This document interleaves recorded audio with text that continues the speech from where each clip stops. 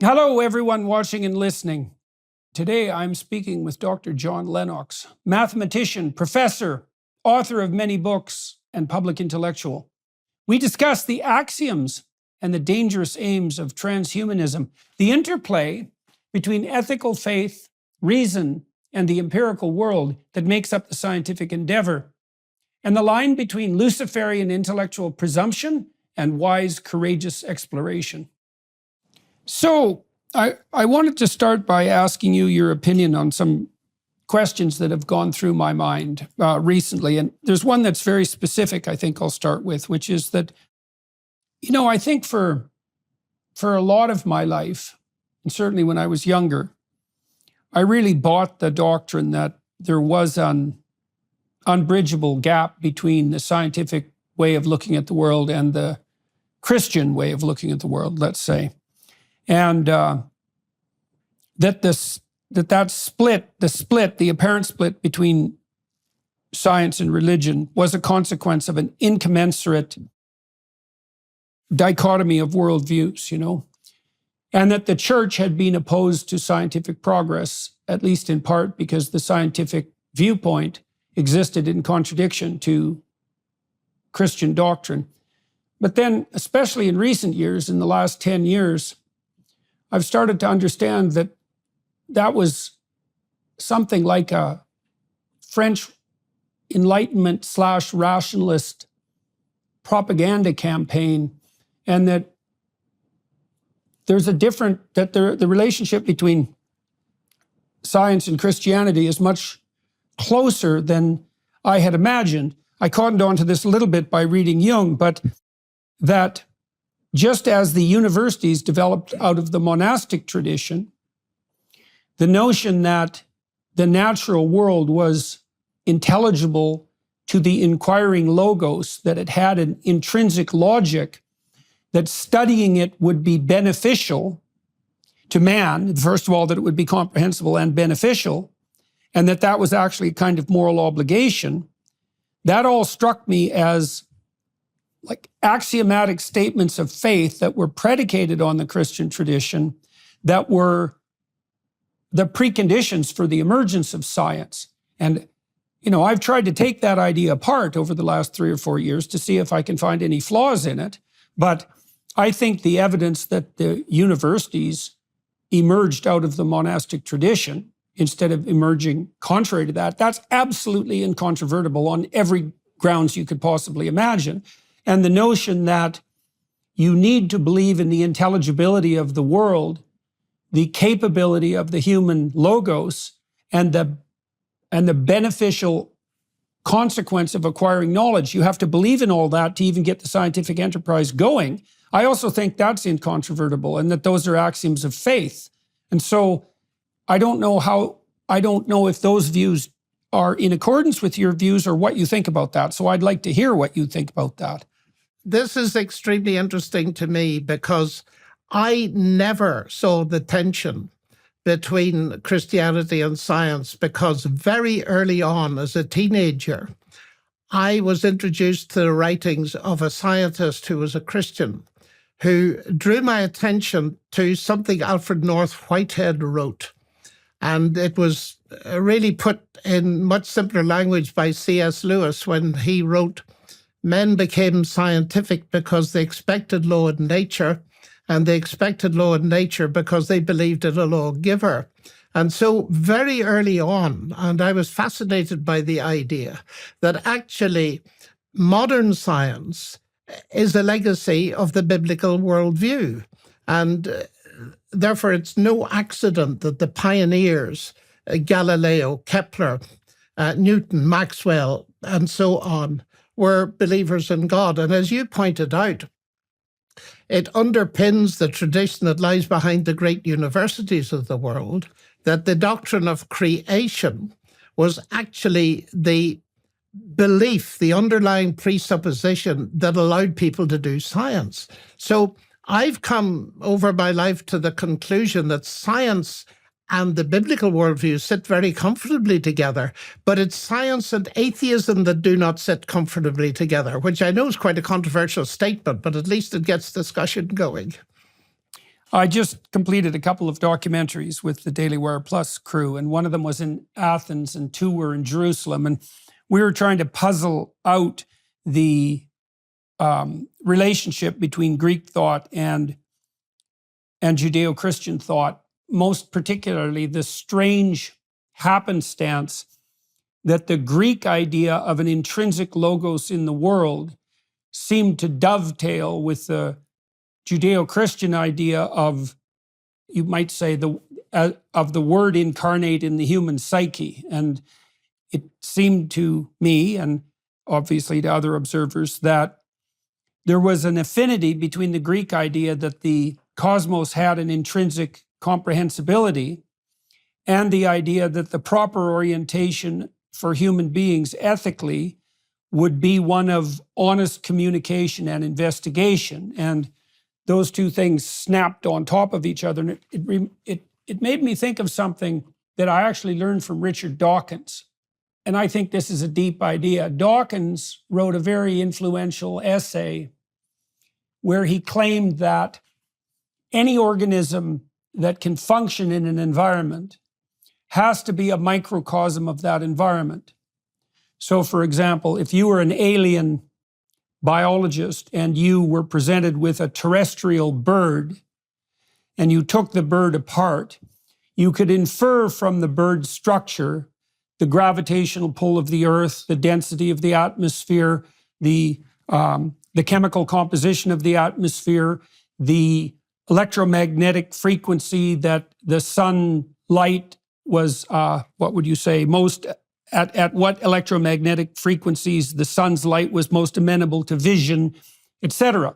You could derive a model of the environment from the physiology of the organism. Now, I know that there were medieval ideas that were deep in Christianity, that the human soul was a microcosm of the cosmos, right? That it reflected the structure of reality itself. And I've been thinking about this in terms of how the world might be best conceptualized. So there's a mix of ideas here. And if an organism has to be a microcosm of the cosmos in order to function, and we are a microcosm in that regard, and we are a personality that runs on a narrative, which we seem to be, then in what way is it reasonable to claim that the cosmos itself is best conceptualized as something that can be entered into relationship with personality to personality, and that that's not the most fundamental reflection of reality? I mean, it seems to me that that's where Dawkins' thought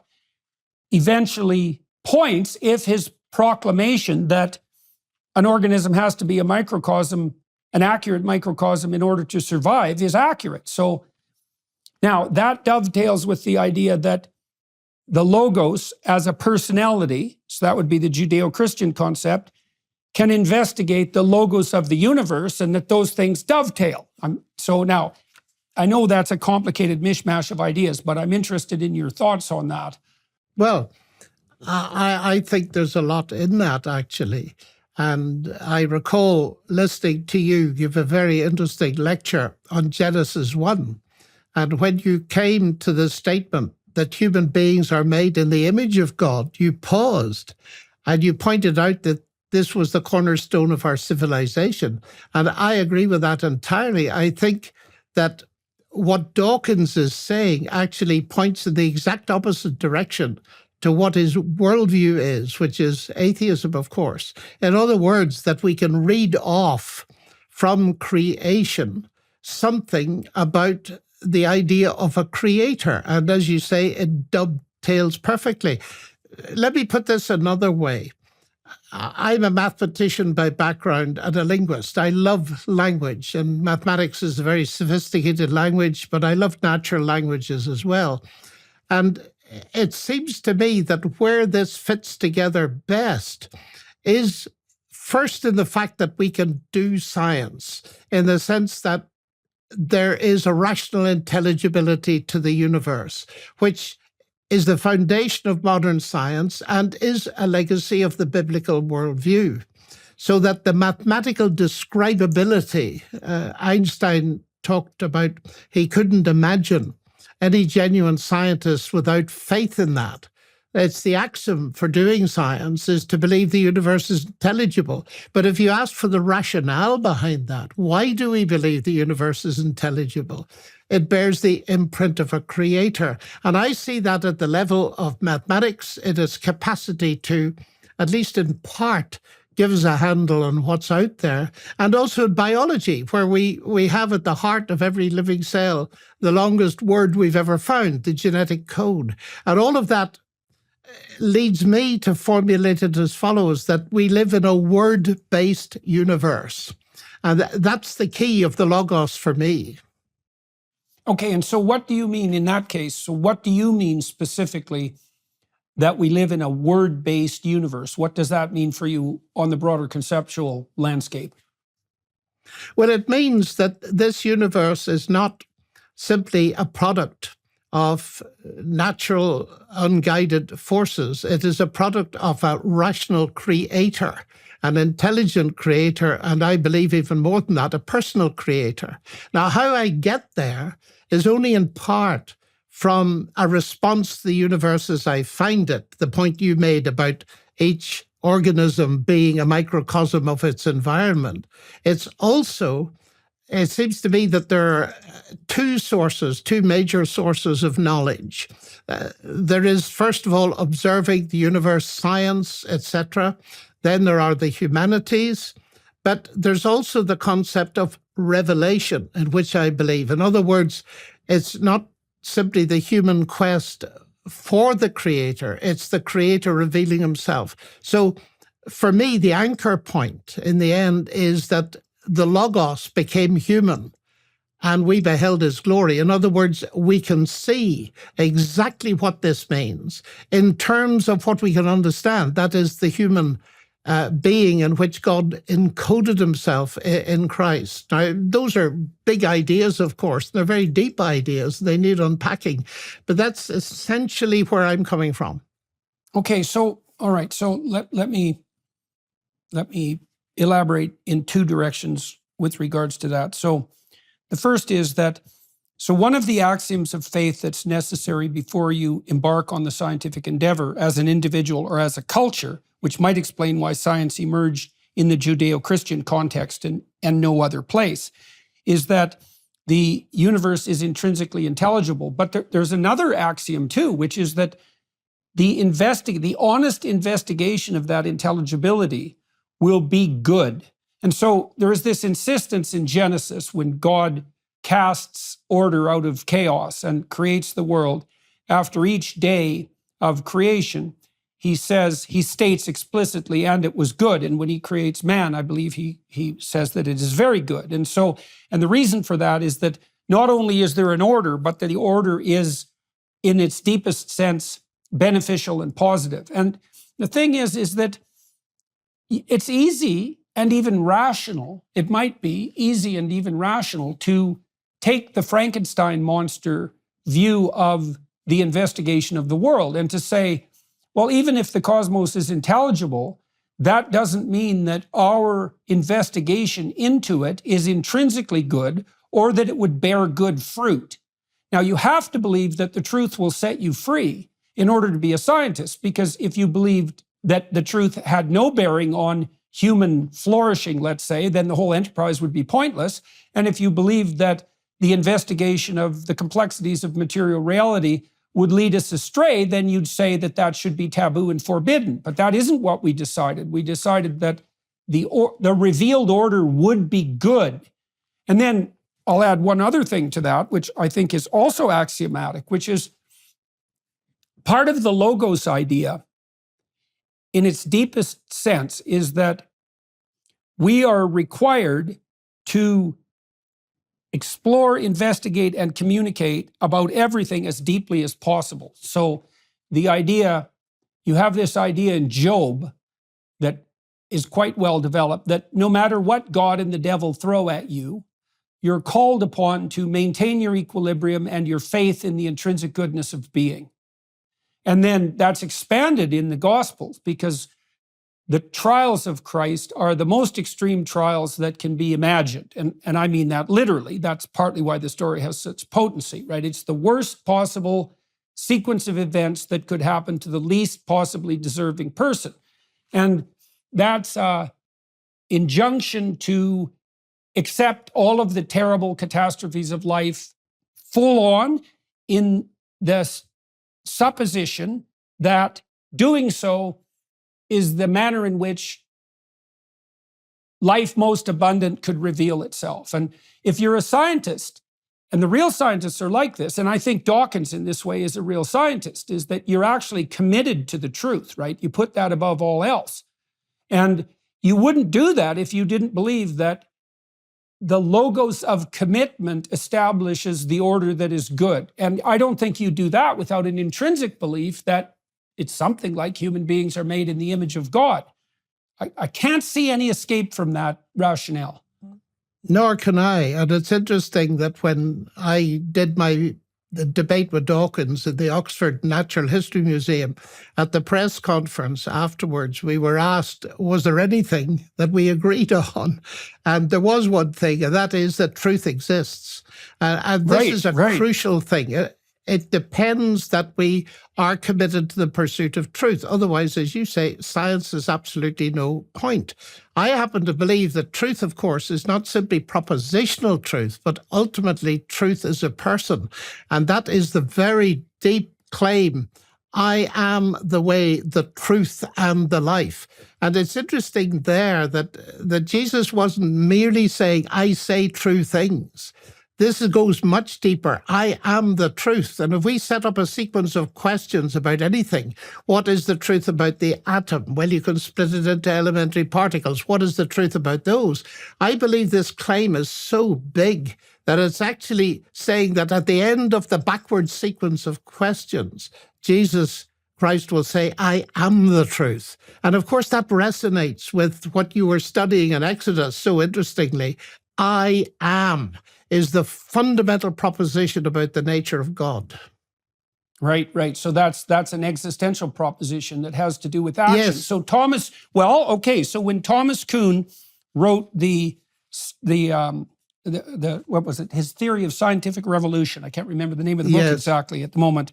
The structure of scientific revolutions. Now, Kuhn did something that other philosophers of science did in the 20th century. He laid out the case for science being a coherent set of explicit statable propositions. And that's generally what people think of as science. But that's not accurate nor sufficient by any stretch of the imagination. So I'll give you an example of this and we can expand on that. So my graduate supervisor, Robert Peel, was a real scientist. And what that meant was that he conducted himself in a certain way. It wasn't a matter of the things he believed explicitly. It was a matter of the way that he conducted himself, let's say as a laboratory researcher. And that conduct was oriented around a variety of ethical propositions. So he was very generous with his ideas. And what that meant was he had a lot of ideas because he would share them with his graduate students, for example, and the undergraduates, and they would respond positively. And that would reinforce the mechanism within him that generated ideas, and then ideas would flow forth more abundantly. And so that was part of the scientific ethos, to be generous with ideas. And then the next part of that was if he published his scientific research papers, he was generous in the credit he gave to his graduate student collaborators, generally listing them as the first author and putting himself in the final place, which is a convention among genuine scientists. And so he played fair on the reputational front. And then I had a supervisor like that. I had a supervisor like that at Cambridge. Yeah, well, it's a good fortune. You can't become a successful scientist. It's very difficult to become a successful scientist without someone like that to apprentice with. Yep.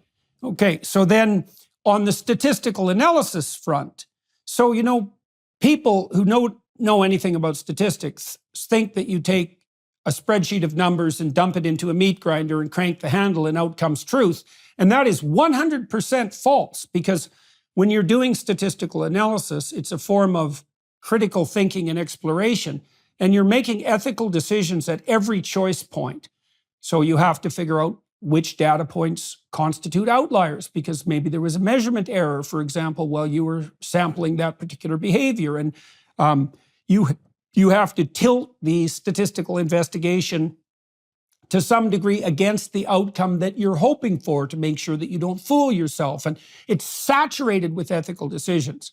And then that all has to be nested within the presumption, first of all, the presumption that you should not ever publish false data just to move your career forward. And you might say, well, why the hell not? And also that you are required on ethical grounds to let go of your tyrannical presuppositions if the data reveals that what you're clinging to for your own psychological reasons is wrong. And all of that's an attitude of ethical conduct and not a set of explicit statable propositions. And yeah, that's hugely important. Richard Feynman, the physicist, the Nobel Prize winner, used to say you must bend backwards to criticize yourself because you are the easiest person to fool. And I'm very interested in this ethical dimension because this is over and beyond the propositions and the methodology of science. I think it was Einstein who said, you may talk about the ethical foundations of science, but you cannot talk about the scientific foundations of ethics. So this is another layer in looking at the universe. It's rationally intelligible, but it's also a moral universe. And ethical presuppositions and decisions infect all of our lives, and they do affect the scientific endeavor. It's not just dispassionate observation and making conclusions and theories. There's a huge ethical dimension which raises deep questions as to what the reference point is, who said so, what are the norms behind that ethical decision-making process. Well, it also implies that the scientific truth that's truest and beneficial simultaneously is actually the conjunction, and in this Athens-Jerusalem sense, it's actually the conjunction of the intrinsic logic of the objective world making itself manifest to the truthful, penetrating psyche of the human observer.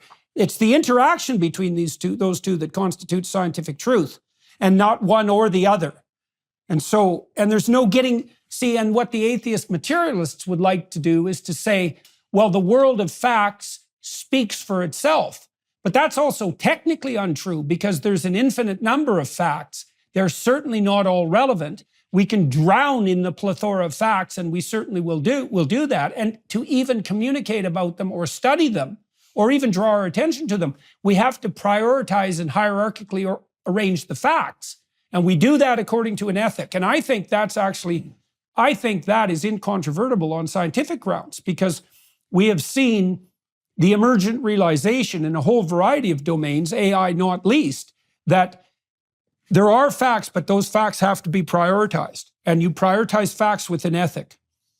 That's absolutely right. There's a deeper problem, it seems to me, with the atheist understanding of science. And that is this, that we do the science with our minds. Some people think the mind and the brain are the same. I leave that aside since you're an expert on the mind and the brain. But I often say to people, what do you do science with? I've asked many leading scientists this. They say, well, I do it with my mind or my brain. Give me a brief account of the brain. And they say to me, well, the brain is the end product of a mindless, unguided process. And I pause and I look them straight in the eye and I smile and I say, and you trust it? Tell me honestly, if you knew that the computer you use or the machinery you use in the lab was the end product of a mindless, unguided process, would you trust it? And the interesting thing, I've done a lot of experiments with this little story. I have always got the answer, no, I would not. So I say, you have a problem. In other words, your atheism is undermining the very rationality you use not only to do science, but to construct any argument whatsoever.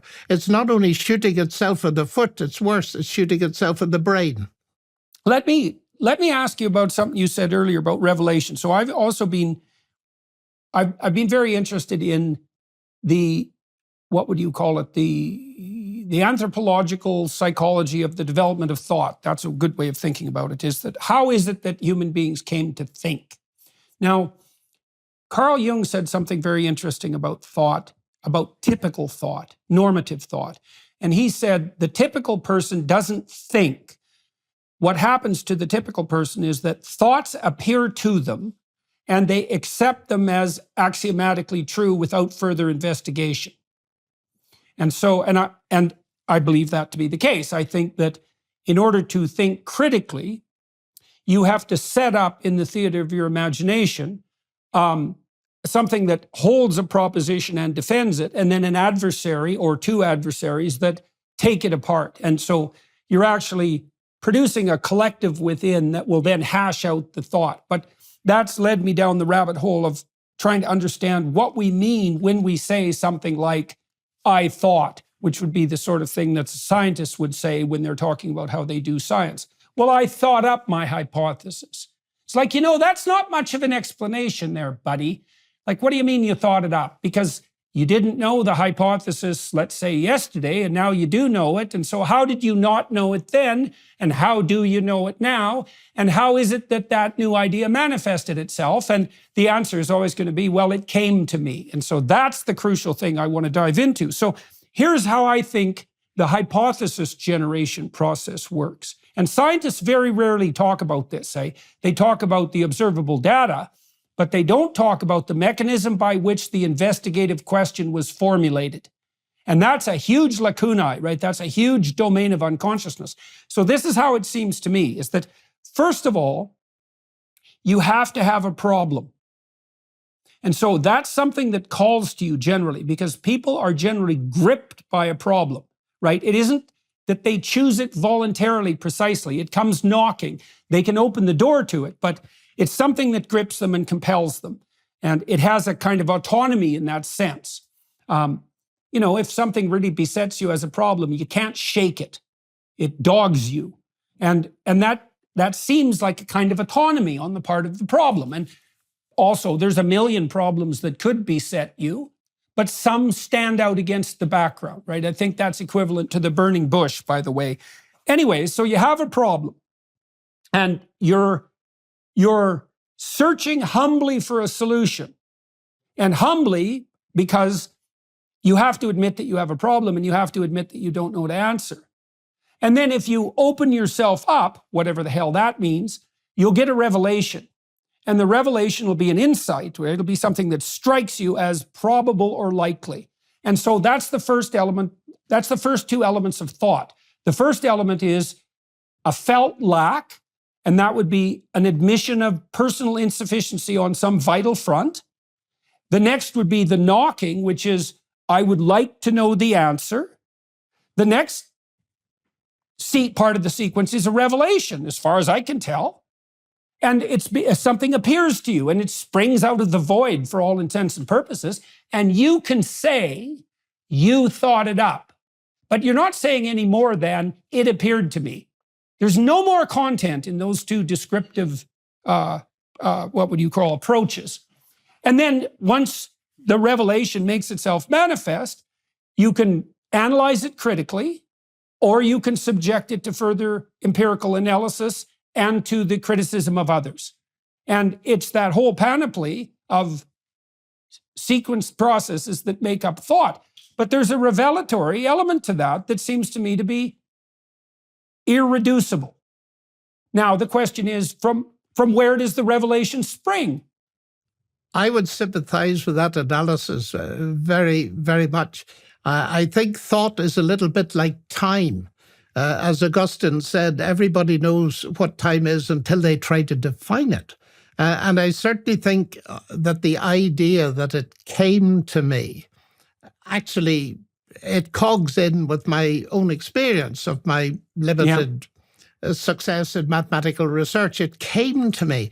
I think there are other dimensions, of course, as well. You're absolutely right to try to take this question of analyzing hypotheses deeper, because things often play a role that folk wouldn't think about, like dreams, like hunches, like intuition and all this kind of thing. And whether it comes to us swelling up from the unconscious or all this kind of thing, because I wonder, let me step back from this 1 second. I wonder if we have to think in terms of different levels of revelation. For example, if I want to get to know you and you want to get to know me, it's no use me putting you into a tomography machine and looking at your brain waves. I will never get to know you unless you reveal yourself to me. And usually that will be you speak to me as you are now and I speak to you. That is partly revelation. If you never say anything, I'll never get to know you. Now, those words that you use are coming from inside you, and they have to do with your mind and your brain and all that very sophisticated stuff that we really know very little about because we don't even know what consciousness is.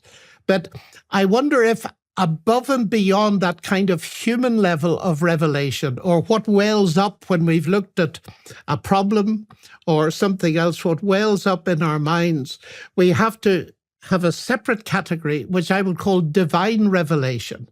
Now, whether the two dovetail and flow into one another is an interesting matter, because if you go back to Genesis, one of the most interesting things is we're told we're made in the image of God, but it was God that told human beings to do biology. Name the animals. That's taxonomy. It's the fundamental intellectual discipline. I'm not going to do it for you. You do it for yourself. And so the capacity of human beings to think in that sense, whatever it really means, seems to me to be a reflection of their creator and possibly an evidence, if we extrapolate it, of his existence. Okay, so now let's take this idea of the source of thought and the different levels of depth. Let's explore that for a minute. So I'm going to describe a potential pitfall down that route. So let's say that I'm a scientist and a bright idea strikes me, or I'm an artist and a bright intuition strikes me. Now, I have two options when I'm considering that source. I could consider that a manifestation of the same spirit of intuition and revelation that has made itself manifest as part and parcel of the creative enterprise of all of mankind since the dawn of time, right? A continuance of that same process, which insinuates something transpersonal about it, right? It's the operation of something transcendent. Or I can take personal credit for it and say, I thought it up. Now, the problem with the latter approach, as far as I can tell, is, first of all, I think it's incautious and unwarranted, because the great scientists have always said that they stand on the shoulders of giants and can see farther for that reason. Is we are part of a great collective creative enterprise, and God only knows how deep that goes. But then there's also the terrible threat of self-deification that might otherwise make itself manifest, and I see that emerging in our culture. I see part of what's happening in our culture, a kind of extension of demented Protestantism, where instead of the God that revealed itself to Moses saying, I am what I am, it's the individual person who says, I am what I am. I get to define myself. I'm the source of all wisdom and revelation, my brain, my psyche, my subjectivity, with no humility in that regard. And I actually think that that's a devastating cultural impropriety, because it elevates the subjective intellect to the status of God, and that's a Luciferian crime. It is, absolutely, and specifically a Luciferian crime, because the temptation, you shall be as gods, is in the very first pages of Genesis. And it fascinates me that the temptation came in a very clever way, giving the impression that God wants to hold you humans down. He doesn't want you to rise to his level. Don't you realize if you go against his word, then you will rise in the hierarchy of being, and you will be as gods, knowing good and evil. And what fascinates me about that, Dr. Peterson, is this. In the first section of Genesis, you have God's word creating the universe, and God said, and God said, and God said. In the second part, you have God's word in a prohibition defining morality. And the first humans are encouraged to go against it by being promised godhood and the knowledge of good and evil. Not knowledge, of course. God wanted them to have lots of knowledge. It was the knowledge of good and evil that nobody wants. And what I see in current society, and I very much applaud your stance on this, because it seems to me that the whole Homo Deus phenomenon, as, for example, illustrated in the book by Yuval Noah Harari on artificial intelligence, this idea of transhumanism, that actually we should go for this and turn human beings into gods, seems to me to be incredibly dangerous. And it's the height of pride, arrogance, and it is very destructive. Okay, so in the late 1800s, when Nietzsche observed that God was dead, it was a very complex observation, because people like to think of that as a triumphalist proclamation by this emancipatory philosopher. And that wasn't the case at all, because Nietzsche basically said that God was dead and we'd killed him and we'll never find enough water to wash away the blood, right? I mean, he knew it was a catastrophe. And he prophesied that three things would happen. One would be that there'd be a wicked turn towards a kind of hopeless nihilism, because every structure of morality had fallen apart. The second would be the rise of totalitarian substitutions for God, and Nietzsche actually specified communism as a likely candidate, and also prophesied that hundreds of millions of people would die as a consequence, which was quite the damn prophecy for the mid-late 1800s. And then he also said, but the alternative is that we could create our own values. And that was the route that Nietzsche saw as the way out. Now, there's a couple of problems with that, technical problems, you might say. One is, well, we don't live very long, and it isn't obvious that any of us singly is wise enough to create our own values. The second problem is, as the psychoanalysts pointed out very quickly, it isn't obvious at all that we're masters in our own houses, because even if you only look at the spiritual realm as equivalent to something like the unconscious, we're all haunted beings. And we can't necessarily trust our judgment. And the third problem, there's four. The third problem is that, well, who do you mean by the we that will create our own values? Like, which aspect of the psyche is now going to create value? Nietzsche said himself that each drive tends to philosophize in its own spirit. And so in order for us to create our own values in some sort of transcendent sense, you have to hypothesize the hierarchical integration of the psyche towards some superordinate end, and that speaking in some voice. And it isn't obvious to me at all that that would be a subjective voice. I think it would be akin. So what happens with Moses is, when he investigates the burning bush, he goes deeper and deeper into the investigation. And the first thing that happens is, well, his attention is attracted. The second thing is that he starts to notice that he's treading on sacred ground, right? Because he's getting deep into the phenomenon.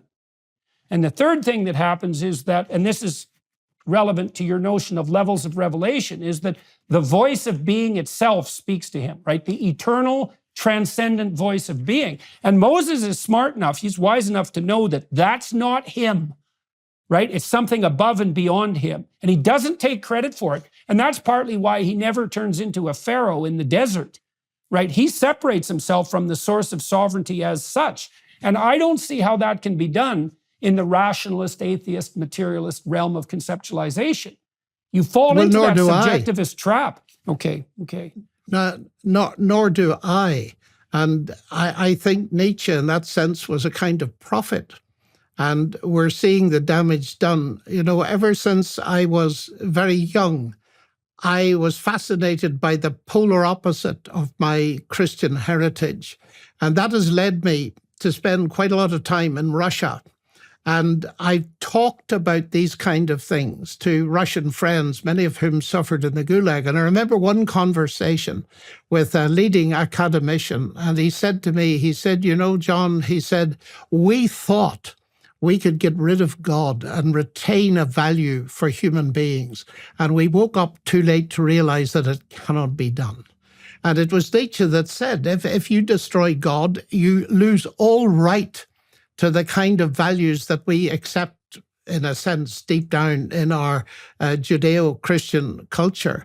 And what is so interesting about Moses, and I loved your discussion about that, is that he came face to face not only with the concept of transcendence, but transcendence itself. And he was brought into the presence of the very glory of God. And you were discussing in your round table how in Hebrew, kavod, glory is associated with weight. And that leads me to think, relevant to what you've just said, about C.S. Lewis. I'm old enough to have listened to C.S. Lewis, by the way, when I was younger. And C.S. Lewis in the 1940s saw exactly what was going to happen if a group of human beings took it into their heads to determine and redefine all future generations through genetic experimentation and so on. And in 2 books, The Abolition of Man and That Hideous Strength, he spelled that out. And he made the point that if that happens, it is not going to liberate human beings. In fact, it's going to abolish them. Because what will be created by, say, playing around with the germline is not human beings, but artifacts. And so he writes, the final triumph of humanity, scientists, will be the abolition of man. And it's that I fear is really permeating our culture. I mean, the Caesars in Rome and the Babylonian emperors who thought of themselves as gods looks pretty trivial stuff compared with this insidious teaching that's around in particularly the Western world today, that we are actually all gods and we ought to rise to this. And the only way to rise to it is to reject the transcendent completely. There is nothing above us. Okay, so let's delve into that a little bit, because the devil's always in the details. And so, you know, when I had little kids, I thought once about my son when he was about 3. And, you know, there's a terrible fragility to children, right? And I mean, adults are fragile, obviously. We all are, because we're mortal and vulnerable and prone to suffering. And I thought about my 3-year-old son, you know, and I thought, well, he has this terrible vulnerability. Wouldn't it be good if that could be ameliorated? Now, you can do that 2 ways. You can institute protective mechanisms that shield them from the depredations of the world. Or you can strive to make them into the sort of competent people that can take the world on their own, right? And it's akin to the gospel ideas, I would say, that, you know, you can learn to handle serpents, and that's your best defense against serpents. Is that way you get to have the benefits of being and develop into someone simultaneously capable of bearing the weight of being, let's say. And I don't know if you can have being without it having a weight. You know, I don't even know. It's like it's possible that mortal limitation is the price you pay for being. I don't know how things are constructed. It could well be. What you're saying reminds me of Dostoevsky, who said that he couldn't imagine a great person who had not known some kind of suffering. And what we try to do with our children is somehow to limit that. But we realize that part of their maturing has to do with how they learn to handle life. And we don't want to leave them defenseless, do we? So what you're raising is a very big set of questions. Now, you mentioned that transhumanism attempts to solve some of this vulnerability. And of course, some things are very good. I wear glasses, and they enhance my vision, and they're very important. But this idea of Harari's, where he sets 2 agenda items for the 21st century, firstly, to abolish physical death, to solve it as a technical medical problem, and then to enhance human happiness by genetic engineering and cyborg engineering and so forth. I take a very radical view of that. When people hold out this promise to me, I simply say to them, you're too late. The problem of physical death was solved 20 centuries ago, because I think there's strong evidence that Jesus Christ rose from the dead.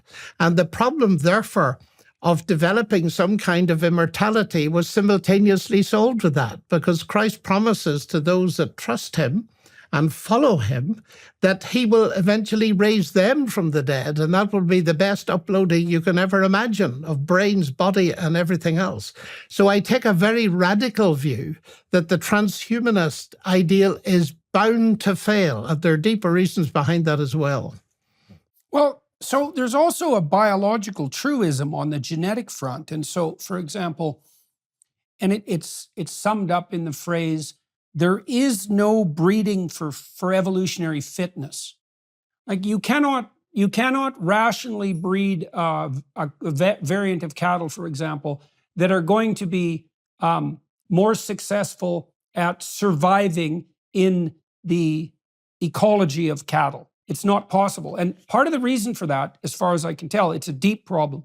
Part of the reason for that is that the horizon of the future actually transforms unpredictably, like actually unpredictably, technically unpredictably. It's not deterministic. And what that means is that you cannot make a rational calculation that will determine a priori what direction evolution should go in order to be more successful. And it's also for that reason that what the evolutionary process does is capitalize on actual random chance in order to produce variants that can meet the transforming horizon of the future. And so now the theory has been forever that genetic mutation is random. And part of the reason for that is that part of its mechanism, there are a variety, one of its mechanisms is the damage of DNA molecules by cosmic rays, which is definitely random. But there was a study published a year ago or 2 years ago in Nature. This is so interesting and bears on our issues here, that even though the mechanism of variability at the DNA molecule level is truly random, there are repair mechanisms that fix damage to DNA molecules. And there's a hierarchy of genes such that some genes are so crucial to morphological development that if they mutate, death is virtually certain, or severe limitation, right, on the reproductive front, virtually certain. Whereas there are other variations that are permissible within the realm of likely survivability. And the accuracy of the repair mechanisms is proportionate to the depth of profundity of the genetic code. The genes that are most crucial to survival are repaired with 100% accuracy. So there's room for variation at the fringe. Now, the reason I brought that up is partly because there's an implication in the futurist, post-humanist types that they could breed a better person by rational means. But that means accepting the proposition a priori that you can compute what constitutes better rationally, that you actually know enough about that. And that's also a derivation of the notion that we can create our own values. And I don't think any of that's actually tenable. I think it's likely to produce all sorts of catastrophic, unpredicted outcomes. That's much more likely. Like those would be mutations that are counterproductive in every way, so to speak. That's much more likely than the notion that we're going to hit the target more squarely by mucking about with our Luciferian rationality. I think that's absolutely right, but it raises a number of other questions, because the tacit assumption against a lot of this, and it was formulated recently, that evolution has brought us to where we are in the present, and intelligent design will bring us to our stated goal in the future. And I, like you, I deny the second proposition.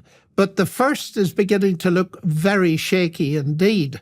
Now, I'm not a biologist, but I do study a lot of the recent developments called the third wave in biology, which are associated with systems biology, Dennis Noble and James Shapiro and so on, who now question seriously the whole Darwinian scheme, the neo-Darwinist explanation, because although it still accounts for variation, they're now pretty clear it accounts for very little else. And statements like Lynn Margulis saying that it's dead, and my colleague here, Dennis Noble, who founded systems biology, says that it's not fit for purpose, it doesn't need to be modified, and therefore replaced. And therefore, I suppose part of my skepticism comes from mathematics. We've always been skeptical about the idea that random processes can increase information as distinct from variant. So I have huge problems with this, which is why I wrote a book about it recently. So the two problems are, for me, one, I do not really believe that Darwinian evolution does all that people think it does. It certainly does something. But secondly, that looking towards the future, the idea that we will take it into our hands and intelligently move towards the goal of a superhuman, I think is immensely dangerous, because it's the creation of God. And there's a lovely little quote from a conference recently that I picked up, a biology conference, and a student was there, and she said, "Oh, it sounds as if you're creating God," to the speaker. And he says, exactly, that is exactly what we're trying to do. And I do think that's doomed to failure for the reasons that you have been so explicit about. Yeah, well, you might aim at creating God, but that doesn't mean that the transcendent entity that you produce will be God. Absolutely not. So, right. I mean, you'd have to have a fair bit of hubris to assume that you would hit the target that exactly. So I've been thinking about, you mentioned when we were talking about the dangers of transhumanism and the abolition of man, you rightly pointed out very rapidly that, well, you have reading glasses and you're pretty damn happy with that. You have these prostheses that help you ameliorate your vulnerability, and you wouldn't give them up, and you do recognize them as positive goods. And, you could say with a fair bit of credibility that the fact that you have reading glasses is one way that you've transcended your mortal limitations. Sure. Now, not entirely. Now we're faced with the problem of, given our advanced technological capability, there are a variety of biological limitations that in principle we could transcend. And then we might say, well, which of those should we transcend? And so I have a complicated answer to that. You tell me what you think about this. I thought a long while back about the problem of lying, because it's reasonable for a young child, or a young adult for that matter, to ask the question, well, why shouldn't I just lie all the time if I can get what I want and I can avoid unpleasant responsibility by doing so? And every child knows this, and every adult for that matter, which is why we lie, because we assume that we can shirk off a certain unpleasant responsibility, or we can gain an opportunity, and what the hell, why not do it? And so I thought about that for a long time. It's like, well, what exactly is the problem here? And then I realized, there'll be times in your life where very, very complicated dilemmas will confront you, like life and death situations. And you'll be suffering, and so will the people around you, and that will be no joke. And then you bloody well better have a clear head at that moment, because if you make the wrong decision, you're going to take the catastrophe that surrounds you and you're really going to turn it into something indistinguishable from hell. And then you might say, well, how can you be sure that you have a clear head when the storms come? And the answer is, well, how about if you don't allow the detritus in your vision to accumulate voluntarily, right? How about you don't blind yourself with lies? How about you don't pollute the very mechanism that orients you in the world, so that you have something to rely on when the difficulties come? And I would say maybe it's the same thing on the moral front, right? Because maybe the answer to what should our limitations be on the scientific front isn't a list of prohibitions in the explicit knowledge realm, but something like, we should bloody well be sure that if we're going to be good scientists, that we're truly ethically oriented, so that when a technological possibility makes itself manifest to us, we have enough wisdom to judge whether or not that's a direction that wise people would walk down. So I read this book a while back, It was written by a KGB agent, and he purported to have knowledge of chemical weapons research program in the former Soviet Union. And the goal of the program was to generate a hybrid of Ebola and smallpox, and then to aerosolize it for large-scale distribution. And he reported that the Soviets had killed a number of people, 500 or so, accidentally as a release of some of the chemical compounds or biological compounds this lab had been producing. But, you know, it made me think, because technically, scientifically, outside the realm of ethics and subjective value, there's no reason why, how might we breed a Ebola smallpox hybrid? There's no reason that that's not a valid scientific question, right? From the perspective of the pure facts. If the facts have no value, then any fact is worth pursuing. Any knowledge is worth pursuing.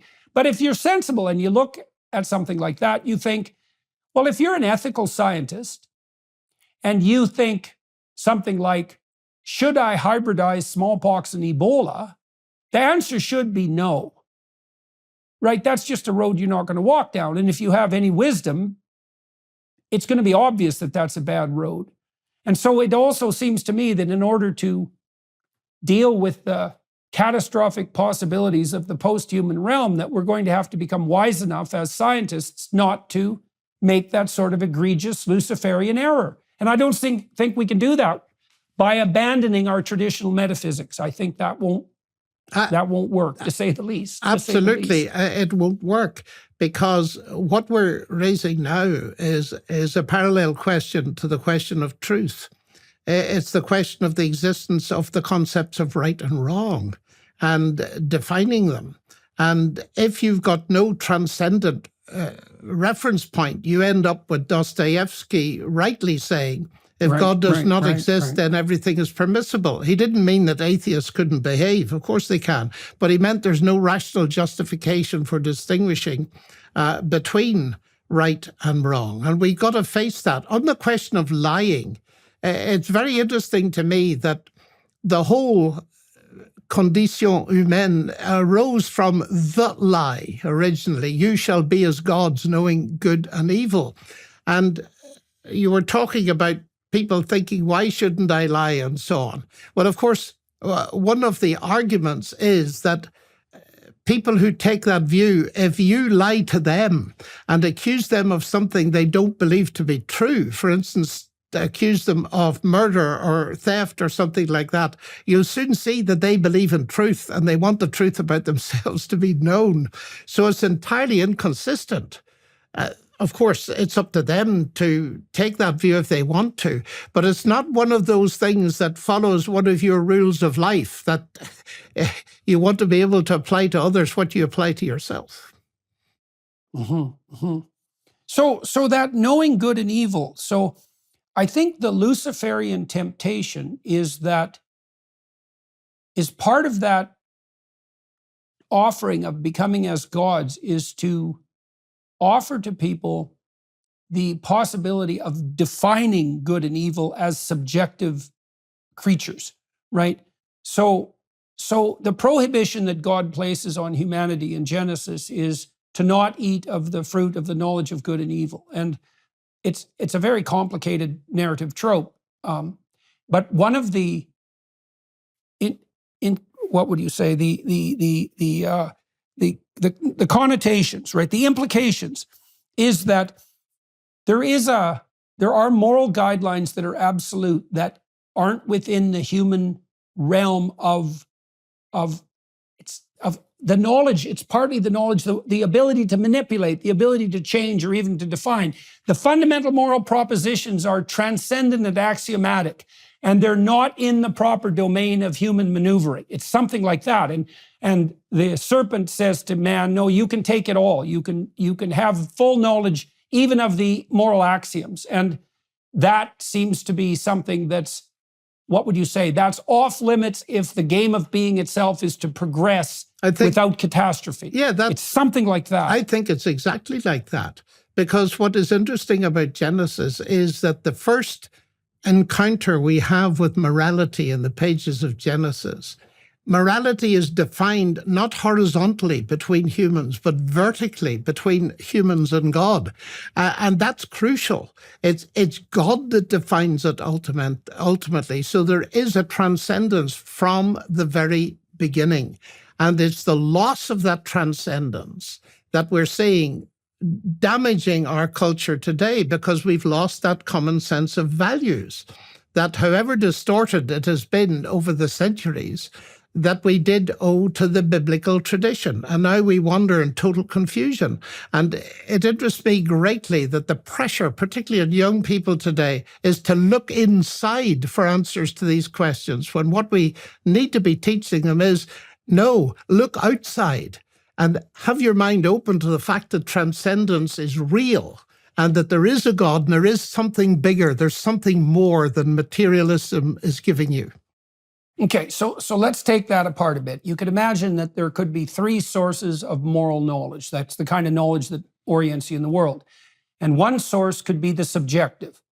Now, we've already talked about the limitations there, is that, well, you don't live very long, and what the hell do you know, and what do you mean by the subjective, like which part of you?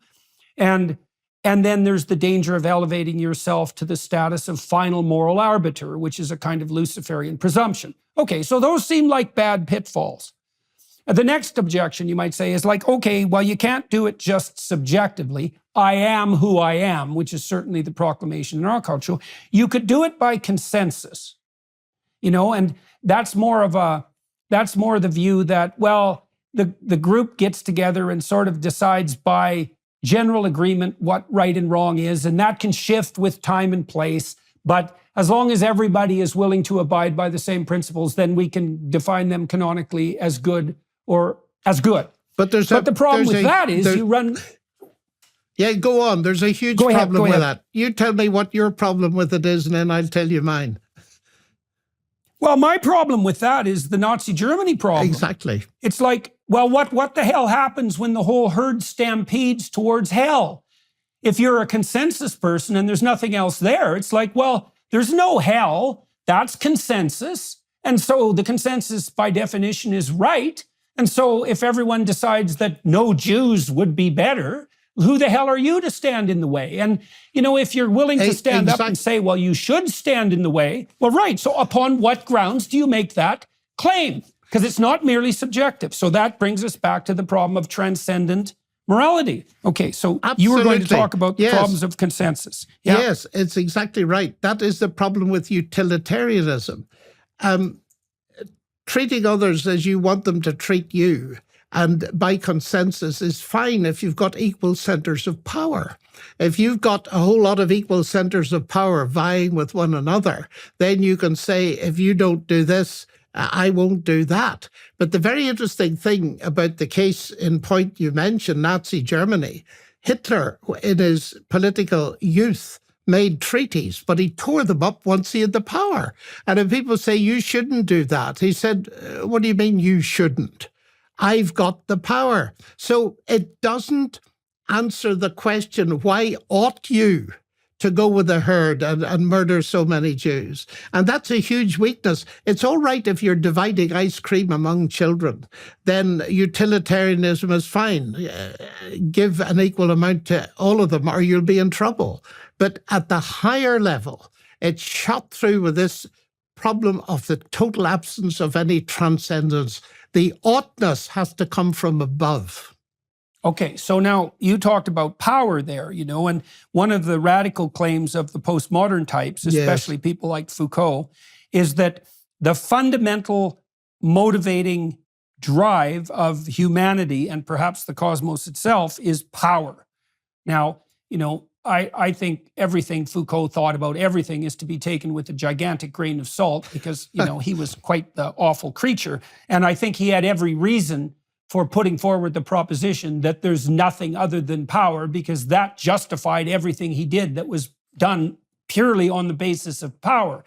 But there's another problem that emerges with that proclamation, which is a kind of self-evident problem, and I would think this is something the rationalists have a very difficult time with, which is, if I can compel you to do something, why don't the next two propositions follow logically? First of all, if I can compel you, the mere fact that I can indicates precisely that I'm actually a better man than you, because if you were better than me, you could compel me. And of course, this is might makes right, but might makes right is a very powerful doctrine. And almost all the pre-Christian pagan societies operated on that basis in the most fundamental manner.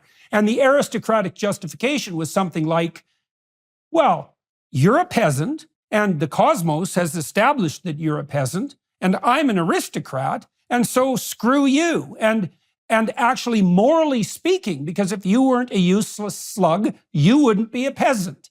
And that's a very, very difficult argument to generate a counter proposition to. And the corollary argument is, well, if I can force you, clearly I'm more powerful than you are, and that means that I have every moral right to do so. And in fact, you don't even get to object because you're too lowly to object. But that reflects, and that's the way of the world, man. Yeah, but it reflects a series of values that needs to be questioned. Where do these values come from?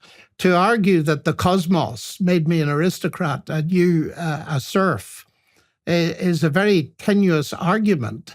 And in the end, it seems to me that we've got to ask ourselves the fundamental question: what basis have we for valuing human beings as unique? And again, I refer to your comment on Genesis. We're made in the image of God. That gives us huge dignity and value. It was something my parents got across to me when I was very young. And as a Christian, even at the bigger level, the idea that there's a higher value even than the created value, which is the whole topic of Exodus. And I was utterly fascinated by your conversations on Exodus, because the valuation of people that is reflected in the Passover lamb and the sacrifice, in that God accepts them on the basis of a sacrifice. And it seems to me that actually leads me, now that I think of it, into another direction. One of the problems of establishing rules of any kind seems to me that many of them bypass the heart of Exodus. It's very noticeable that the law of the commandments comes after the Passover sacrifice, after the redemption. And in the New Testament, the parallel thing for Christians is the sacrifice is first, the acceptance is settled. It's not on the basis of your moral behavior or life, but that empowers you to live, so that the moral commandments in the letters of Paul, for example, come after the discussion of the sacrifice that gives you a true value. Now, that is something that is lacking at the heart of our culture. We have no answer, ultimately, to the big questions of guilt and the whole problem. Nobody likes the word sin, but that's what it is, the moral damage we cause to ourselves and other people. And setting up rules and regulations is hugely important. We need them. They're in the New Testament and in the Old Testament. But I notice that one of the major messages of Exodus is first redemption. And redemption is by the blood of the Passover lamb, to put it in the biblical language. And then the teaching. And the same exactly in the New Testament. So let's delve into that. Well, so what appears to happen, as far as I can tell, in the post-Paradise Lost transition in Genesis, is that human beings are called upon to sacrifice, right? And you see that particularly in the story of Cain and Abel, because two patterns of sacrifice are laid out in that story. And one is genuine sacrifice, and that's Abel. And the other is half-hearted, self-deceptive, instrumental sacrifice, and that's Cain. And not only does that not go very well for Cain, it engenders bitter, murderous resentment, and then eventually the horrors of war, because Tubal-Cain, who's Cain's descendant, is the first artificer of weapons of war. And it's after that story that the flood comes, and also the Tower of Babel. And so there's two forms of sacrifice outlined. And someone reading that who's a rationalist might object, well, why is sacrifice necessary? And I think that's actually an utterly clueless rejoinder. And here's why. So, for example, if you're going to be a scientist, there was a woman, I think her name was Barbara McClintock, and she spent her whole life studying variations of color in so-called Indian corn. And the consequence of that was she discovered a variety of facts about genetic structure that led to technological improvements in cancer treatment, but she labored in isolation for decades. Now, you might say, well, what was her sacrifice? And that's pretty obvious. Her sacrifice was that there was 1 trillion things in the world she could have been interested in and pursued.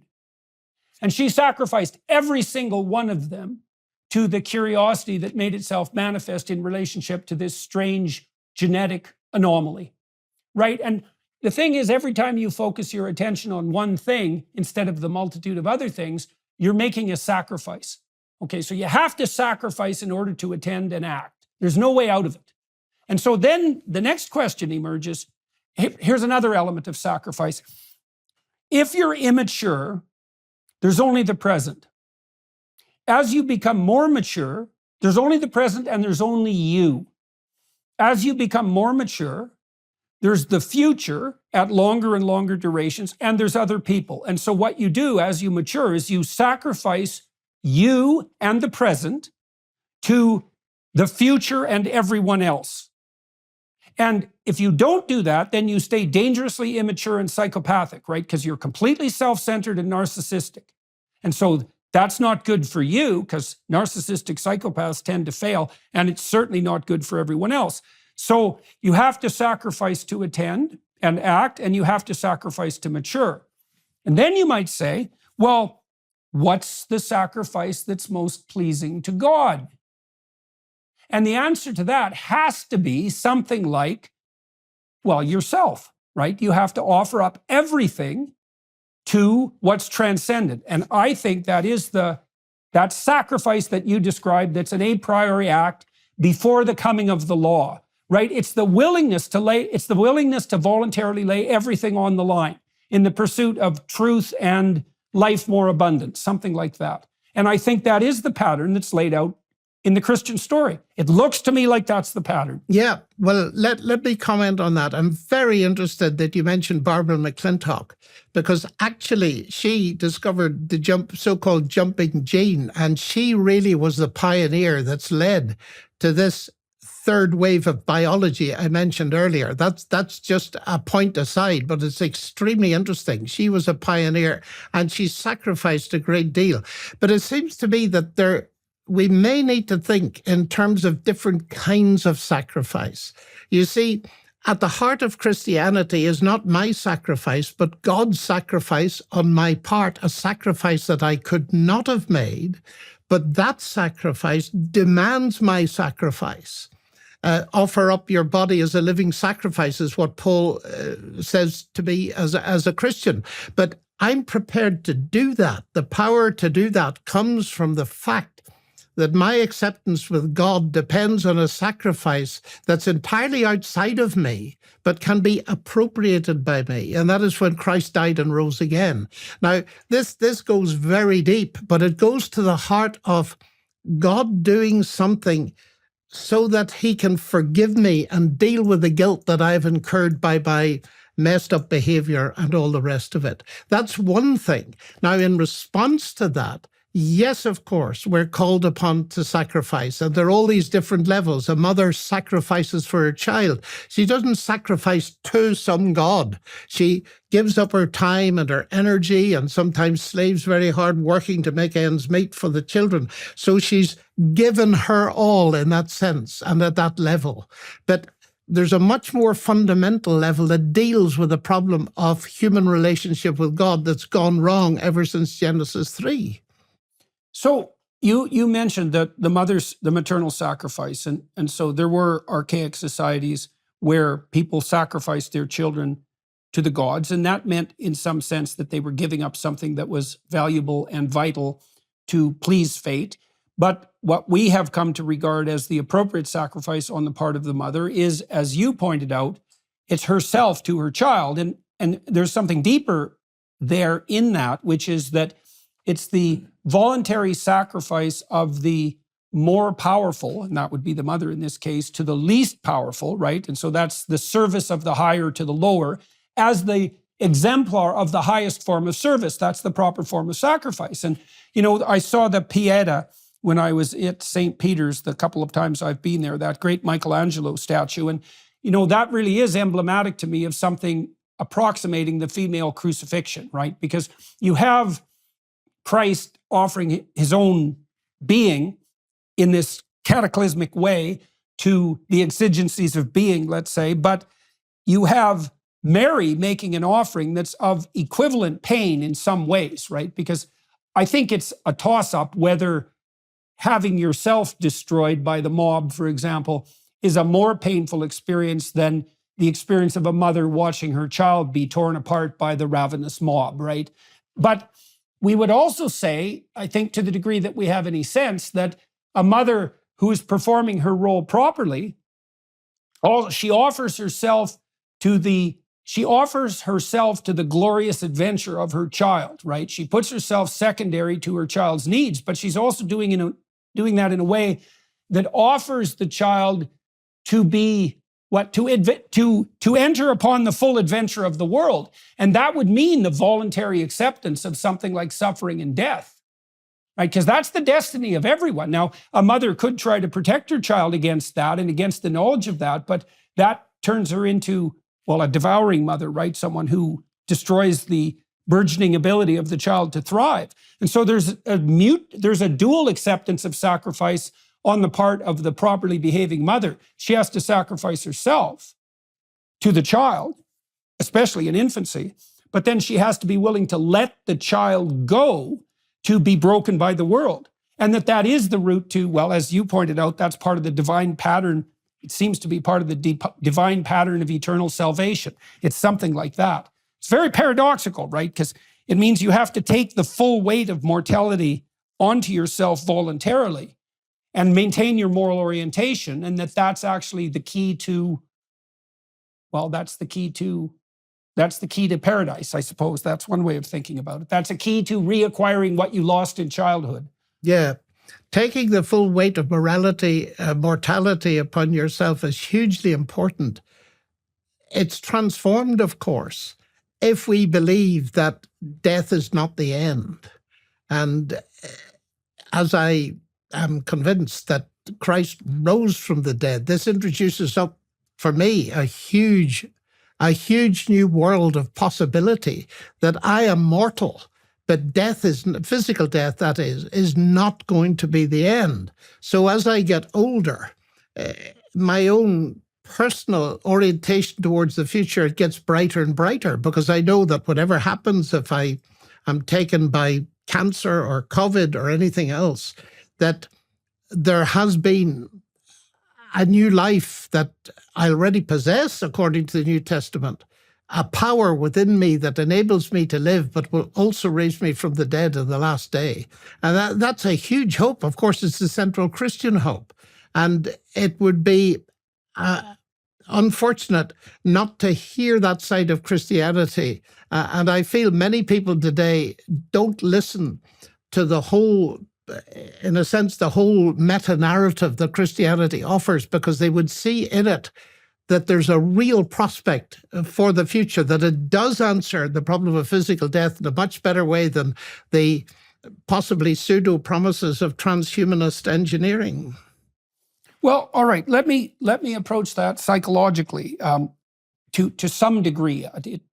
When you're talking about anything that's theological, the psychological can only make inroads to a certain depth. But look, one of the things that psychologists have agreed upon on the clinical front for the last 5 or 6 decades, I would say, so quite a long time, is that if you can voluntarily get your clients to expose themselves to the things that they're afraid of and are avoiding as they're making their way to their destination, that makes them braver and more competent.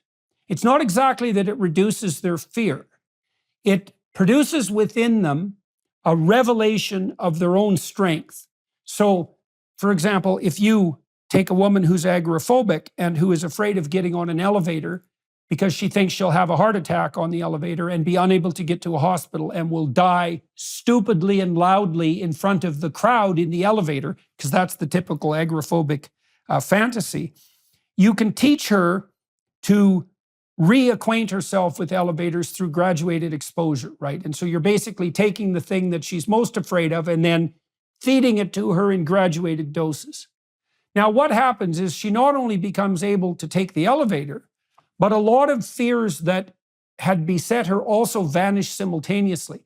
And the reason for that is that she sees that when she encounters something she thought was beyond her capability, there's something within her that reveals itself that's bigger than the fear. Oh, but there's also a theological aspect to that. I mean, I think that psychological insight is very important. It's another example of it is, of course, if someone's afraid of flying, you need to get them onto a plane. You need to acquaint them with the actual reality of which they are afraid. But you also get that in situations theologically where people are afraid of the future. And why is that? Because they don't know enough about what God offers to people to conquer those fears. It doesn't mean they'll disappear completely, but it means that they can orientate themselves and come to terms with those things. So I would take that insight absolutely, because I use it all the time myself with other people.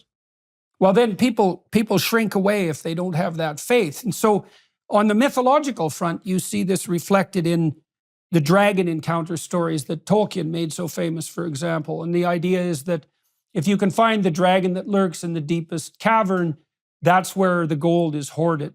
And so the Christian notion of resurrection is an extension of that corpus of ideas, because it's predicated on the notion that if you forthrightly confronted the whole panoply of the horrors of death in its multiple forms, death and betrayal and the catastrophe of the mob, if you faced all of that, what you would see as a consequence is not so much eternal darkness as the eternal resurrection of the light.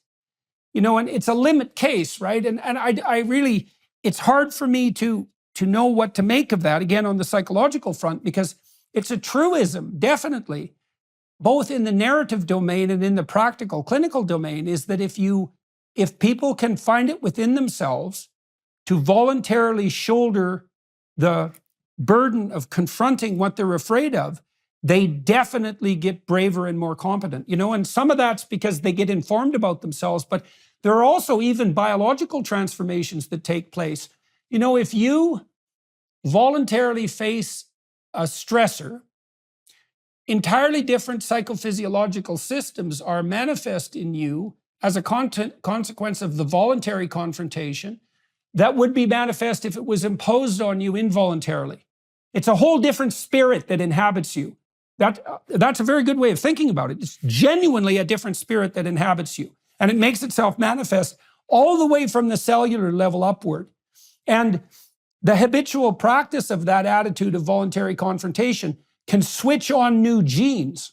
It doesn't just happen conceptually, it actually transforms you physiologically. And we have no idea what the limit of that is. There's a very interesting, in fact, brilliant illustration of that principle in the New Testament, in the famous story of the man Lazarus and his two sisters. Jesus is with his disciples in Galilee, a long way from where they lived. And they send him a message and say that Lazarus, the one you love, is ill. He was a friend of Jesus. And Jesus doesn't do anything to come to them and allows the man to die. And in that situation, he says to his disciples, let's now go to them, and explains that Lazarus is actually dead. And they get really scared. And they say, are you going to go to Judea again? Look, they were seeking to kill you. Why do you go there again? It's like committing suicide.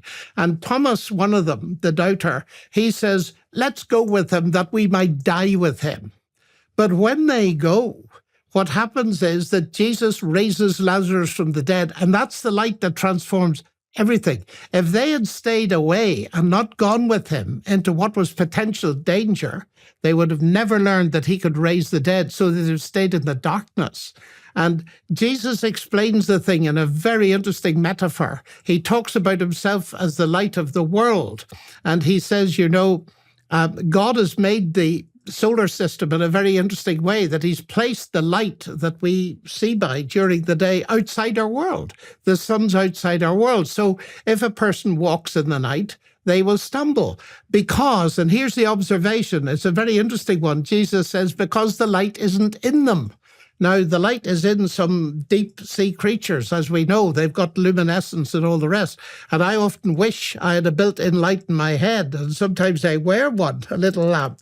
But the point is, he's saying, look, the light isn't in you. I am the light of the world. He that follows me will have the light of life. And I just imagine it very simplistically, that if here's the light and here's me, and the light moves, I'll end up in the dark. But if I move with the light, I will have the light all the time. And that's exactly what happened to these people, consumed with fear. They went with him thinking they'd be killed, and then they discovered he could raise the dead, and that transformed everything. So that seems to me to be a very powerful exposition of what you're saying. Mm-hmm. Well, look, John, I think that's a good place to end, actually. Okay. We're at about the 90-minute mark. Are we really? We've delved into... yes, we are, surprisingly enough. For everyone watching and listening, I'm going to talk to John a bit more about how his interests in mathematics and science and religion develop simultaneously on the autobiographical front. So you can join us on the Daily Wire Plus platform for that additional half an hour if you're inclined to. Otherwise, thank you, John, very much for talking to me today. I will be in touch with you, if you don't mind, about the next Exodus-like seminar that I'm going to host in Miami. Maybe you'd like to come and join us. You'd be a very interesting contributor, as far as I can tell. And that was really a conception transforming experience, not only for me, but for everyone else who participated. Man, it was quite the trip. Well, that's for sure. Thank you so much. It's been more than I can say, a pleasure to meet you. And I would be delighted to join you on that if I could. Os Guinness is a very close friend of mine. And I was interested to see that at one stage you had 2 people from Cambridge, but nobody from Oxford. So, yeah, well, it's probably just sampling error, you know. For everybody watching and listening, thank you very much for your time and attention.